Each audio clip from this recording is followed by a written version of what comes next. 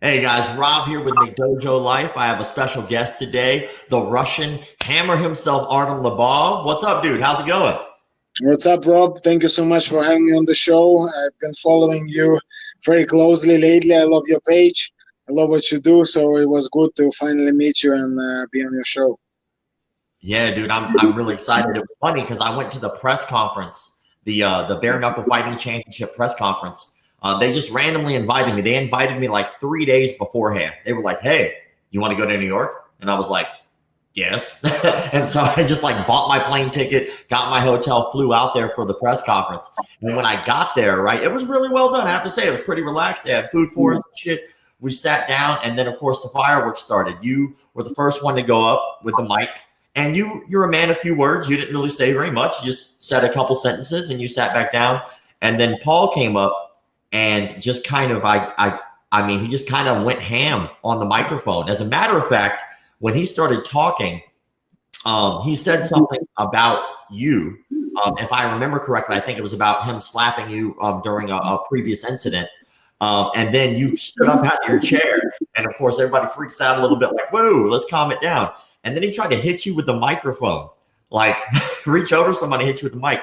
And he got to talk quite a bit. And I thought this would be a great opportunity for you to get an opportunity to talk, because when you're in the press conference, you didn't really get asked a lot of questions. I think it was because a lot of people were asking Paul questions because they knew that he was probably going to speak up and say something crazy. But I just want to kind of get your thoughts and opinions about everything kind of leading up to the fight. Like, you know, he did assault you at a conference previous. He did reach up and slap you. So what was that all about? What happened with that? Well, to be honest, just to tell you about the last press conference, I really don't like this boxing press conferences the way they are set up. It's like I feel like I'm at a wedding. You know what I mean? First he gets up and gives a speech, then I give my speech, then the fucking president gives his speech. What is this shit? Do you know what I mean? And then when he starts talking, I of course want to respond to his comments about me and that don't interrupt me when I'm talking. No, but then I won't remember what you fucking said. You know what I mean? I want to talk about this on the spot. The way they do it in the UFC, you know, when they have all the fighters up on stage and the media ask everybody questions and everyone has a mic and you can, answer, that makes it a lot more fun. That makes it a lot more exciting than this fucking prepared, rehearsed speech that that you want to give. I really don't like it that way. So of course, when I tried to answer, I didn't have the mic and I'm just kind of trying to shout or whatever. It just wasn't enjoyable, I don't think, for promotional value and for excitement value, for making it a show. That's not a good system, definitely. I noticed that first time when Conor fought Mayweather, they did the same thing. Yeah. And I'm like, oh, that's stupid. You know what I mean? Where, let's say, a guy like Conor, who is very witty, who is very fast, very sharp, that of course, is not good for guys. He's just used to responding on the spot very fast, not fucking coming there with prepared shit, with something that you've written at home. That's just shit, It's like them rap battles, you know what I mean? You can't come in with prepared shit. You have to fucking do it right there on the spot. Yeah, of course. It was very odd. Like I did notice that when I got there that they did only have one microphone, and that's got to be frustrating because like I think that you did get a little bogarted there where you said what you had to say. You didn't know where it was going to go or how it was going to lead, and then all of a sudden he got a hold of the mic, and it was pretty much after that the Paul show. He got asked all the questions and stuff like that, mostly because he did go on his tangent. I do think that's very frustrating as a fighter. You want to be able to respond, you want to be able to have a rebuttal, but without I tell you as well, when I didn't get asked the questions, because what happened was right before this started, I've done a great interview with all the media. So they had a chance to ask me all the questions and I responded to everything. So then obviously when the press conference had started, they had already asked me everything. So now they just had him to ask. Do you know what I mean? It was just a terrible setup. If there's one thing I would give advice to all the promoters starting out, look at UFC. These motherfuckers know how to do it. Do you know what I mean? They didn't become a 4 billion company overnight. They didn't become a 4 billion company just for nothing. There is a reason for that. those guys know how to sell fights. They know how to make a brilliant show from start to finish, and everybody should look at them and take points. And boxing definitely should be doing that. I mean, look how long boxing is established, and there is no one boxing promotion that has achieved the success that the UFC has. And this is a new sport, and a sport that was fighting half the time to actually be, legalized and break onto the scene. Never mind actually trying to build the brand, and still look what they managed to achieve. So yeah, definitely. It's funny because Bare Knuckle has a lot of that same UFC startup mentality, which they're having to fight legislation to try to get bare knuckle legal in certain states still. Which is kind of surprising to me because your fight's going to be in Tampa, and I didn't know that bare knuckle was legal in Florida. But I think as the sport grows, and obviously the more noise we make, the more publicity there is, and of course the more money starts, the sport starts bringing in, the more state will legalize it. I honestly am really waiting for the Nevada State Athletic Commission to legalize it, and I don't see why they wouldn't. In my opinion, let's look at the sport objectively. Let's look at it from the perspective of science, and the science said this sport is no any more dangerous than boxing or MMA. I have a theory about that too. Like, I personally think that it's probably way safer than regular boxing. I mean, boxing, especially if you're going into 10, 12 rounds of a boxing match and you're getting hit in the head over and over and over again, as compared to a bare knuckle fight where if you get hit, you get cut, they can't stop the bleeding, it's over. And I'm pretty sure you guys only have 3 rounds, right? Exactly, that's the thing. We only fight for 10 minutes, whereas boxing is 36 minutes, so. But that's not my point. I'm not trying to see which is safer, which is not safer. My point is the same. If you're allowing other combat sports and you're regulating them like MMA and boxing, then the bare knuckle boxing should have a place there too. Because at the end of the day, all those bets and all those sports, they started from bare knuckle, and as we can see, the fans, they absolutely love it. So I hope the Nevada State Legality Commission gives the fans an opportunity to enjoy this great sport, and gives the fighters an opportunity to feed their families. I agree. And one thing that bare knuckle has been doing a really good job at is providing fighters an opportunity to continue to fight. Look at Rowdy Beck, somebody who in the UFC might not have been doing as well, but then comes over to bare knuckle boxing and she's cleaning house. She's kicking ass in bare knuckle. It allows her to go a little bit towards her skill set, which I think is awesome. And it gives you guys an opportunity, like, for instance, the fight that you have right now. The fight that you have right now would have probably never happened in the UFC. It would have never happened, right? But now you and Paul, obviously you guys have some beef that's been going on for a long time. And you guys did fight before, correct? No, me and Paul didn't fight. No, he only sparred Connor, but I didn't get a chance to spar him, no. Okay, so when it comes to like this particular fight, obviously he's said some pretty nasty shit. Like, some of the stuff that he said in the conference was really nasty. And like a lot of the stuff that was in the conference that he said was so nasty that a lot of the promoters and the media didn't even post it because it was really gross. But what do you think about him spitting on you, or him at least attempting to spit on you? Honestly, like with this guy, first I was trying to understand it, this and that, but I just have to realize that there is just people like that in the world, and he's not going to change. He's 40 years old, and that's just him. He's just a scumbag, a lowlife, a guy that has no manners. I'm sure his parents, they must be watching at home, cringing, going, oh my God, I did not bring up a kid like that. You know what I mean? At 40 years of age to behave the way he does. And once I realized that, people like that, there's only one thing he will understand. There's no point me talking to him. There's no more point me trying to explain to him. He will not get that. But one thing he does get is pain. And I've got the whole dictionary of pain. I can I'm ready to fucking get hit as much as needed, and I can sure fucking ditch it out. So, I can't wait for this. I cannot wait to just finally walk in there and show him what's up. Everybody understands pain. Everybody understands fear. And I'm telling you, once I grab him by the back of that neck, and I shove my fist down his throat, it's going to be very hard for him to speak or talk. Yeah, I mean, that's going to be very interesting because, I watching your last fight in bare knuckle, which really wasn't that long ago. I mean, I think they, you guys heal very quickly after these fights. They're not as long, so you're not taking nearly as much punishment as much as it would seem anyway, since it's bare knuckle.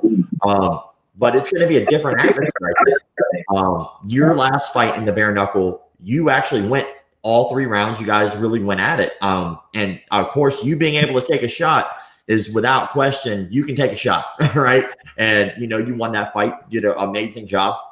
And I think that it's going to be, I think it's a much different beast than regular boxing. You know, the ability to cover and move your head is a little bit different since you don't have those big boxing gloves on. You know, covering is much different from what I've noticed. You guys can't cover a traditional way. You can't set things up traditional way just because your hands are so small, they can fit into those grooves and nicks. Do you feel like you feel more comfortable in bare knuckle because of the MMA background?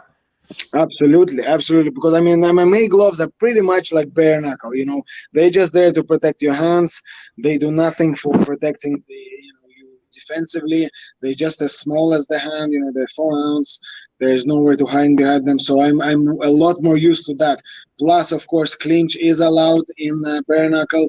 So a boxer, you know, wouldn't really have much experience in the clinch where you're allowed to grab somebody. And a MMA fighter, of course, would. You know, I might be an amateur against a Greco-Roman wrestler. I might be an amateur against a Thai fighter in the Thai clinch. But against Paulie, I'm the expert and he's the amateur. Yeah, that is a pretty interesting thought because I didn't really think about that. Watching Chris Lieben's last fight in the bare knuckle, he literally just ran over. He ran over, grabbed the back of the dude's head, and then uppercutted him until the dude just kind of crumbled. And that's something that's just simply not allowed in regular boxing. There's usually a break in the clinch, but you're allowed to grab a hold of each other. You're allowed to clinch. You're allowed to do some dirty boxing in there. So I think that's going to be a huge advantage for you, obviously. And my last fight, I didn't want to use too much clinch because I felt that from the distance, I had better boxing than Jason. I was catching him with some nice shots. So anytime we clinched, I wanted to just get out of there. I didn't want to waste my energy there. I didn't want to spend any time there. Plus, he's an MMA fighter himself. So he is well, you know, versed in the clinch. So I just kind of kept pushing him away. But with Paulie, that's a whole different story. Once I grab him, he ain't going anywhere. Yeah, you know, and that's obviously a fantastic strategy going into the fight. It seems like you have some fans already here who were commenting in the comment section. It's Tyler Day, I guess, Dyer. He says, the GOAT, which is you, my friend. He says, can't wait to see you smash Paulie. So it seems like there's a lot of people who are feeling that way. A lot of people, especially because of his antics. You know, I think in the last month, he's just been randomly spitting on pretty much everyone. So, or everything. I mean, every time he walks past a Connor thing, he spits on it. And, you know, I don't know Paul personally. Obviously, I've never spoken with him or met him before. But all I can do is just kind of base my opinion of him based off of the things that he's done. And I really hope that most of that is just for show. And I hope that's not who he is as an individual. Because it could be, man. Come on, to spit on a mural, you know, that somebody painted, somebody's work, you know.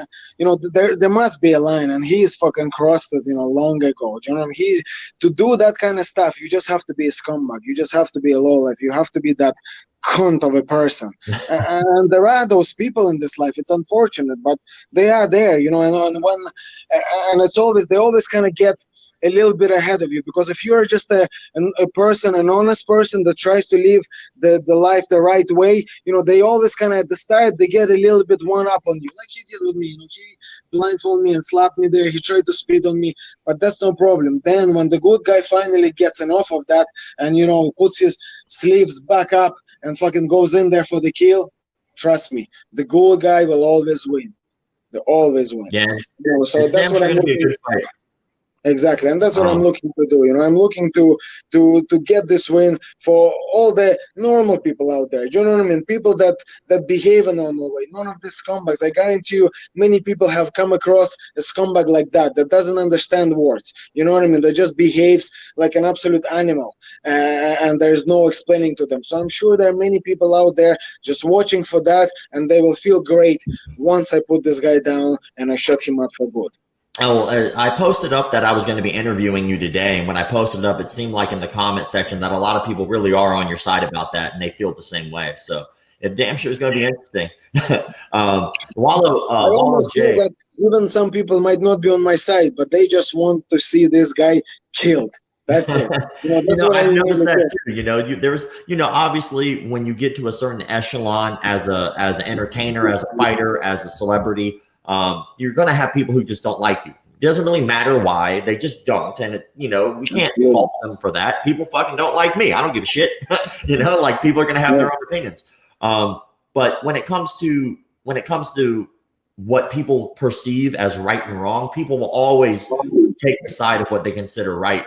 And it does seem like you have a lot of people who might not necessarily be fans of yours that are really looking forward to you kind of fighting him and winning. They really would like to see you win the fight. So maybe you might win some fans over that way too. That it doesn't hurt to beat up the heel sometimes. Absolutely. So you were talking about the UFC earlier, and Wallow hopped in and he said the UFC doesn't promote all fighters like Stipe or Tyrone Woodley. He said he would disagree with the fact that I guess with how they run the show. What are your thoughts on that? Man, I'm telling you, UFC promotes everybody. You have to work. You know what I mean? You have to do the work. What do you think that UFC just decided to promote Conor? They just picked a random guy and that's it? No, they just see that this guy has a lot to show. So all they did was put him in the spotlight. But it is up to you to shine.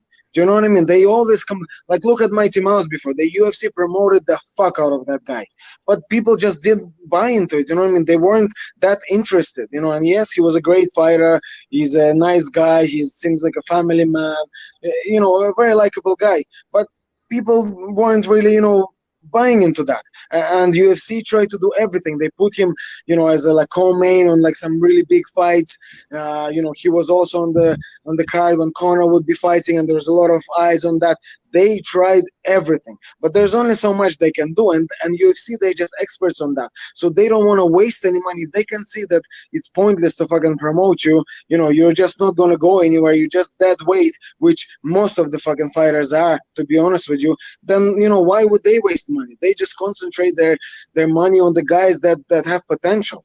You know what I mean? Like even me, for example, my record wasn't great at all, to say the least, in the UFC. I had a lot of losses, but I always brought it. And look, I got a main event spot before. I got a co-main event spot. I got to fight top 10 guys in the world.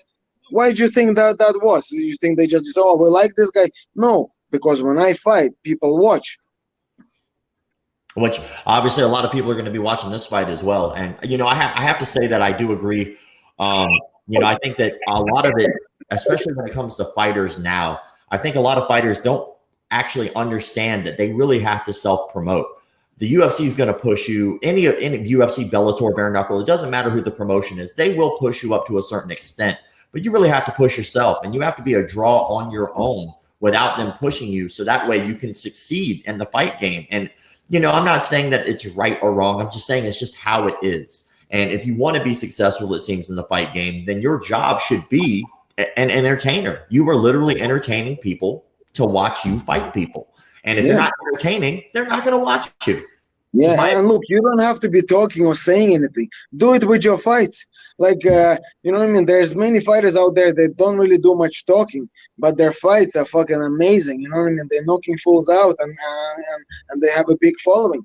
Do you know what I mean? Like, there's many guys like that out there. Like, you can mean Alistair Overeem, for example. He doesn't really talk that much, but you know what I mean? He knocks guys out, and even when he loses, it's always exciting. Doesn't matter whether he wins or loses. So you will always tune in. I will always tune in. Mark Hunt, another guy. You barely, hear a word out of him, but he brings it. You know what I mean? He packs a serious punch. Yeah, he's a terrifying man. He comes to fight.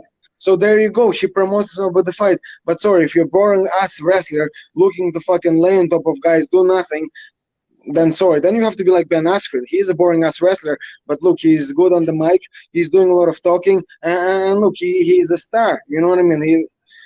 That's it. I mean, that's it. That's, you know what I mean? There's his fights, let's be honest, there's not much you can say about it there. I mean, his last fight was great, but that was mainly due to the fact that he was getting his ass whooped all the time. Robbie made that fight exciting. If it was Ben's way, he would be just laying on top of Robbie for all 3 rounds doing nothing. But he's good on the mic. He's interesting to listen to. He's controversial. As a result, he's a star.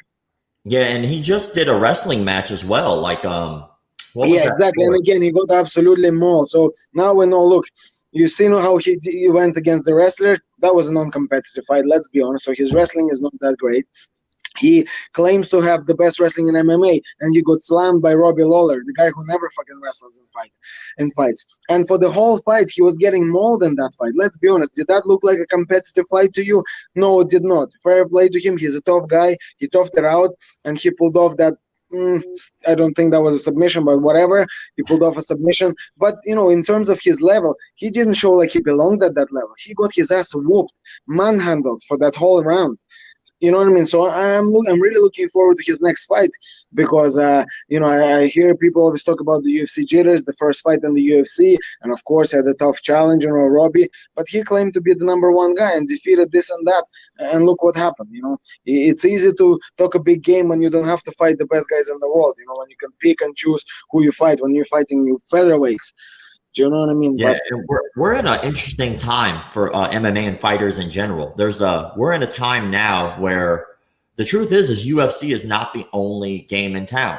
They're not. The Bellator One Championship, Bare Knuckle Boxing Championship, got a lot of guys who were doing MMA. Some have transferred to doing boxing, have done fairly well in just boxing. I think it's very interesting that we're in almost like a free agency era, to where if you really want to be the best, you don't necessarily have to go to UFC anymore. And I think that's fascinating because a lot of fighters kind of got fucked. They got fucked real hard by the Reebok deal, and their sponsorships just got tossed to the side. Man, don't believe that. I'm telling you now straight away. There's very few guys that were making any money on the sponsorship. I'm telling you, I'm in this game for a very, very long time. No one gets fucking paid. You know what I mean? If you ask many fighters their honest question, how much were you bringing in sponsorship? I guarantee it wasn't that much. Maybe like the top guys, of course they would, but the top guys can still get the sponsorship. There's your Instagram, there's your Twitter, there's all the interviews that you do. You can still promote any brand. I'm still promoting brands even when I was in the UFC. And that Reebok money, is guaranteed $5,000. I guarantee you, for the people on the undercard, for example, starting out, they wouldn't even have $5,000 in sponsorship many times. Maybe some would, but the majority of them got paid fuck all. That was just another reason to moan about something when that deal came into place. But to me, I like the fact that deal came into place, because that means the big boys are involved in the sport now. Do you think Nike wasn't looking at Reebok? Do you think Under Armour didn't take notice? Of course they did. When that deal comes, is up for renewal, the sport is bigger, all of those boys will be looking to get in. And what does that mean for fighters? More money. Now, I have a question. Like, this is something that's been brought up quite a bit over different interviews with different fighters. Do you think that the UFC is not able to pay fighters as much simply because they put too many fighters on a card? Well, that's another thing. People say don't pay fighters too much.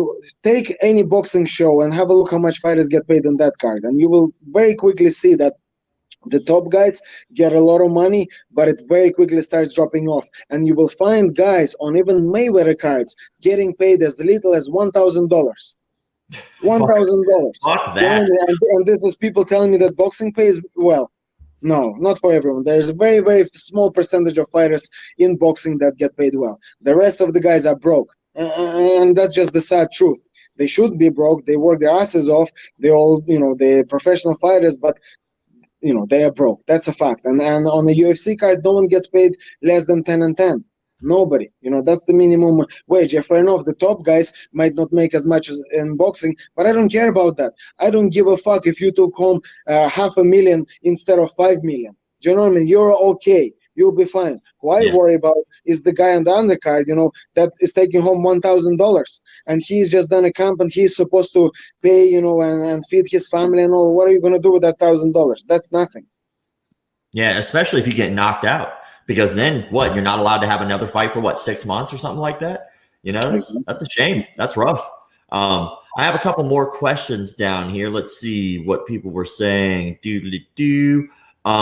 So I think this might have been a little bit of a dig, but I'm really actually curious myself. I wouldn't have worded it this way at all. It says, Justin Het. He said, is it true if you can't hang anymore in the UFC, you go to Bellator or Bare Knuckle? Now, I have a different opinion. It seems like a lot of guys are actually freely leaving on their own when their contracts are up. But what are your thoughts about guys moving to different promotions outside of UFC? You know, there's not really truth to what the guy just said there. You know, things are very, very different now. You know, Bellator have a very big roster of guys now. There are some very, very good guys. I mean, look, Eddie Alvarez came over from Bellator. What did he do? He became a champion in the UFC. So that to you straight away confirmation right there that the level is already high. Of course, they don't have as many fighters yet. UFC still have the majority of the main guys, but no. And to me, for example, for me personally, I go where the opportunity is. Whoever pays more. You know, I walked into a much bigger deal than I had at the UFC, and that's why I asked for my release. You know, because to me, I wanted the freedom. I wanted fights. I want to fight on a regular basis, and I wanted to get paid more. So it was a great opportunity for me. And now I dictate when I fight. You know, I can fight multiple sports now. I can go into professional boxing, bare knuckle boxing. I can still do MMA. So to me, it was a perfect deal. It made sense to me. You know, to others, so, I don't know if I can speak about that. So for bare knuckle, your contract isn't exclusive, so you're allowed to fight for other promotions. Yep. That is awesome. That's exactly great. You know, and I know a lot of promotions, like for instance, Invicta, I think they have a strict policy that you're only fighting for Invicta. UFC, I do believe, is also another one where if you fight for UFC, you're just fighting for UFC. So that's awesome to have that freedom as a fighter. So how would that work hypothetically? How many fights would you hope to have in like a year? You know, back in the day, someone calculated and they said I used to fight on average every 40 days, every 41 days.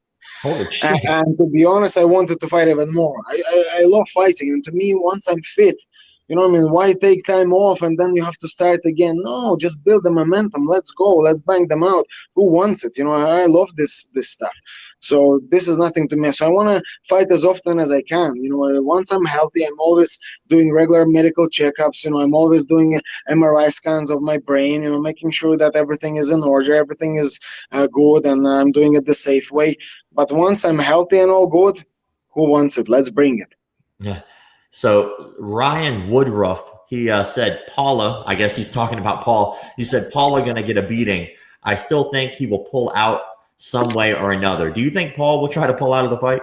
He will not, because he is broke, and that's why he's doing this fight. You know, this is not me trying to, you know, take a dig at him or anything. No, this guy, obviously, in his fighting days, you know, he won the 2 world titles, so he made, you know, a good bit of money. Not crazy millions or anything like that, but he made decent money, and then he moved to LA, and he was acting the big shot. You know, he was spending, splashing the cash, ran out of cash very quickly, had to move back home with his parents in New York, and that's it. And now he has to do a bare knuckle fight. Trust me, at 40 years of age, coming off his couch, he does not want to be in there. I promise you that. But he has no choice, and that's why he will not pull out. Yeah, I think that's you know, obviously as a fighter, your job is to make money. You know, that's what you do. You want to make money fighting. You're an entertainer. Your job is to fight. But I noticed that a lot of people were, you know, I was at the press conference and I went live on Instagram, and a lot of the comment sections were like, oh, they're just trying to hype the fight. It's like WWE. But I don't get that. As sitting there watching you two guys interact, it seems like you really don't like each other. How long has that been going on? How long has it been since you guys like were just like, fuck you, I hate you, I want to beat the shit out of you? How long has that been going on? Well, but that was, I guess, since their spar with Conor, you know, and he said at the press conference, Paulie said something, oh, all these guys, they were so impressed. They came up to me and they were like, oh, that was great spar. Come on, man. Any martial artist will tell you, everyone does this after a spar, especially when they see the other guy take a few fucking smacks all over their face. You know, you feel sorry for the guy and you just want to big them up a little bit. That's just respect. You know, you come up to the guy and say, man, that was a great spar. You know, you done well there. But come on, he got his ass whooped in that fucking spar. You know what I mean? There was nothing to write about. There was nothing to big him up for. But you know, we were all human. You know, we respect him. We've all been on the end of an ass whooping. So we just felt for him, and we all came up and shook his hand, said, look, man, well done. That was, you know, we got through it. It was a great spar. You know, just to big him up a bit.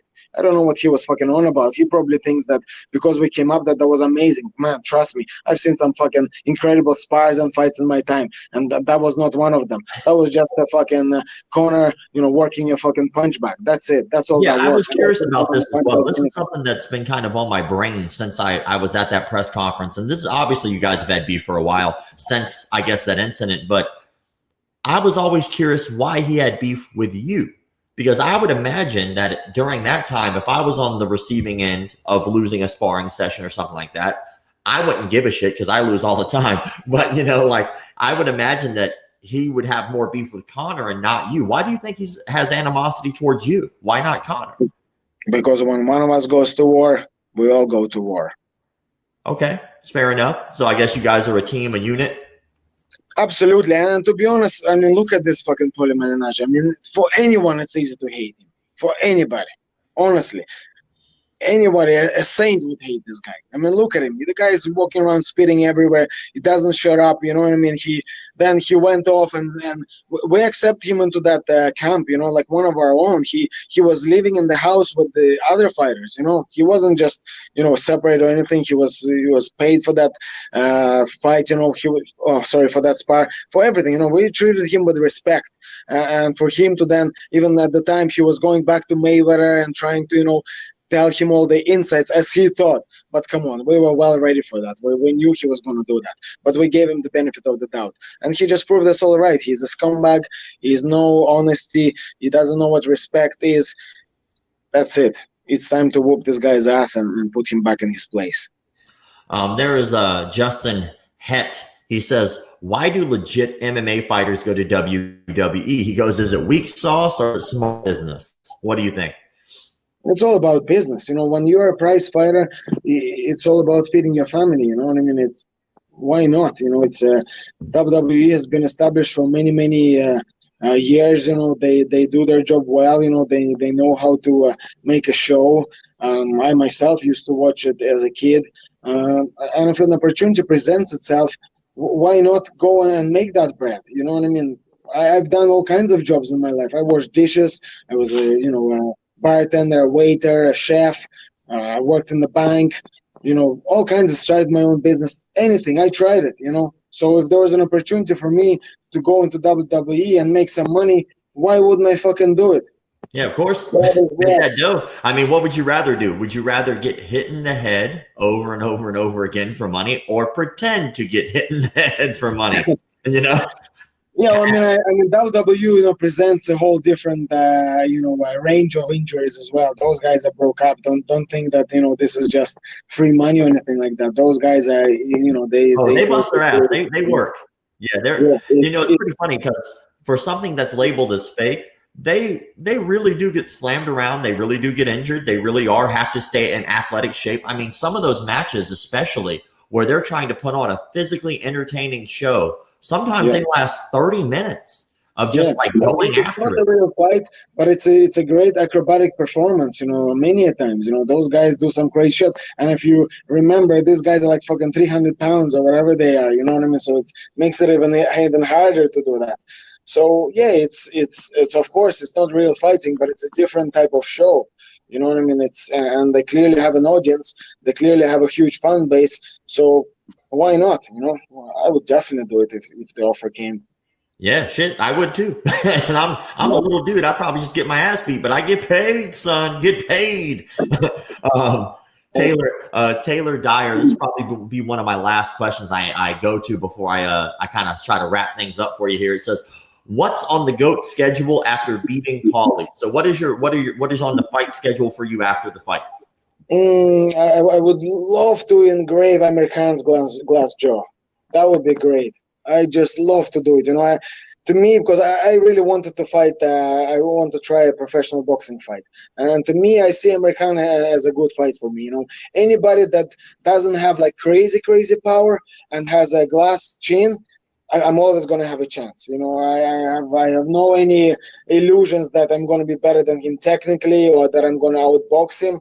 No, but I know I'm a tough guy. I know I will take all his shots, no problem, and I just need to land once on that chin. And that's it. And to me, I seen him as well. He doesn't really have that fire anymore. Honest to God, I watched his last fight, and he's changed now as a competitor. He doesn't want it as he wanted it back in the day when he won those titles. That was not a low blow there. Let's be honest. I mean, it was a low blow, but it wasn't that hard that he had to stop the fight. You know what I mean?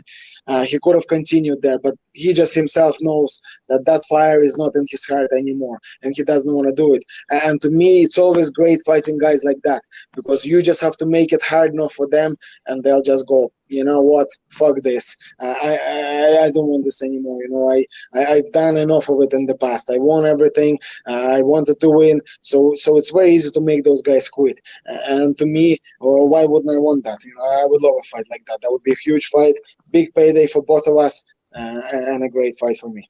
Yeah, definitely. So I like to ask two questions of every person I've ever had on my show. There are two questions that are kind of important to me. One, what got you started in the martial arts? What made you start wanting to be a fighter, wanted to take martial arts, whatever you trained in? How did you get started in it? Yeah, I was 21 years old. I was studying in WCG University. I was doing a business degree at the time. I was walking in the corridor and I saw an ad on the wall saying, "Would you like to learn self-defense?" And there was two guys who were covered in blood, and that's it. The rest is history. I walked in and trained for a week and said, "When's my first fight?" And the coach was like, "What? What do you mean first fight? You've just been training for 1 week." I was like, "I'm ready. I'm ready." And he kind of laughed at me. Yeah, and at the time he was like, "Well, if you're serious about fighting, then you need to go and train with John Kavanagh." And I was like, "All right, who's John Kavanagh? Where is that?" And he explained to me he himself was a blue belt under John Kavanagh. His name was Phil. He lives in Australia now. And yeah, he told me about John Kavanagh, and then I walked into John Kavanagh's gym, and that was it. You know, I started training there. I was still studying in college and working, so I was kind of finding it hard to find the time to train. And also, I lived like really quite far away from the gym, so I had to cycle into training all the time. It took me like 1 hour to get there and an hour to go back. So, you know, I wasn't getting down as often as I would like to. But once I graduated from college, then I had a lot more time and I really got serious about it. And at 24 years of age, I had my first amateur fight. That's awesome. That's awesome. It's cool that you knew that early. You know, I think it's pretty amazing. And it's also kind of interesting that you started what most would consider late in the game. You know, you started at 21, where a lot of guys are starting in their teenage years, if not younger. I never planned for this to be my career. I thought I was going to be in finance. You know, I then graduated. I did a master's in finance after. I was working for an American bank actually, and I started doing. I already actually paid to do, which was $2.5 grand to do this CFA qualification. It's called a Chartered Financial Analyst, and I was going to do that and then move to London to become a trader first, and then move on that finance ladder, you know, at the front office of finance. But then, you know, Conor was fighting Dustin Poirier at the time, and he asked me to come to Vegas and help him with the prep, because back then we didn't bring the whole team. It was just me, John, and him. And I left my job in the bank at the time, and I obviously helped him get ready for Dustin. We know how that went, and that's it. Then I didn't go back to my work anymore and just started, you know, training full time and trying to make it as a fighter. Which is awesome. That's awesome. Living the dream now, man. And you still have a degree in finance. It's not like the shit's gone. You still know it. You know, you can still get a job in finance if you need it. And then my last question for you. I have to say, one of my favorite things to hear from people is stories from the dojo. I love hearing about stories that only people would know inside the gym. You would never know outside the gym, but it happens to everybody. Anybody who I've ever met who was a fighter, martial artist, anything like that, boxer, they always have stories just from the dojo that, you know, they like to share around just within the inner circle. So do you happen to have a story from like the dojo, something that may have happened that was funny or humorous or interesting? I have a lot of stories, but probably they're not good to to tell to everyone.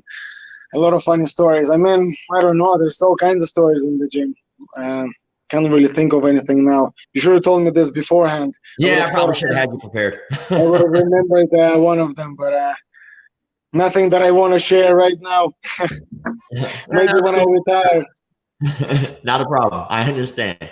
Well, one, I'd like to say thank you for coming on the show. Thank you so much for your time. I really, really appreciate the hell out of it. I know that, you know, you probably had a busy day, and I know that, you know, it's late there. So thank you. Thank you once again for taking the time. And if you could do me a favor and just go ahead and plug yourself and kind of tell people how they can hear about you, where they can see you, how they can follow you, all that good stuff. Yeah, so you can find me on Instagram, Twitter, Facebook, the usual. Russ Hammer. I'm sure you'll find it easy enough. Thanks to everyone who follows me, everyone that supports me. And as always, to all the haters, Thank you very much. You keep me motivated, motherfuckers. That is a great outro. Thank you so much for coming on. Thank you to my sponsors, Diamond MMA, the best damn cup in the game. For real. I just go around whenever I go to random places and I'll just put it on to do like advertisement for them. And I'll just let people kick me in the jump. It works. I fucking just do it and take it like a champion. And then I'd also like to thank my newest sponsor, Fight Back CBD. They became a sponsor literally an hour before the show. So they were like, hey, can we sponsor you? I was like, hell yeah, you can sponsor me. I'm broke. So, but hey, thank you again for coming on the show, and I will catch you later, bro. That's what happens to you when you've got the GOAT on your show. Well, thank you, GOAT. I appreciate you. Oh, and also somebody said this. Said June 22nd. Yes, that is when the fight's going to happen. Bare Knuckle Fighting Championship will be in Tampa, Florida. I'll be ringside, which will be fucking awesome because they gave me press passes and I can go and do whatever I want with those. So I'll be there, and I'll probably be out of the locker rooms and stuff like that. I won't be bothering anybody, but just little quick clips and stuff. But yeah, so looking forward to that. Thank you once again for being on the show. Thank you so much.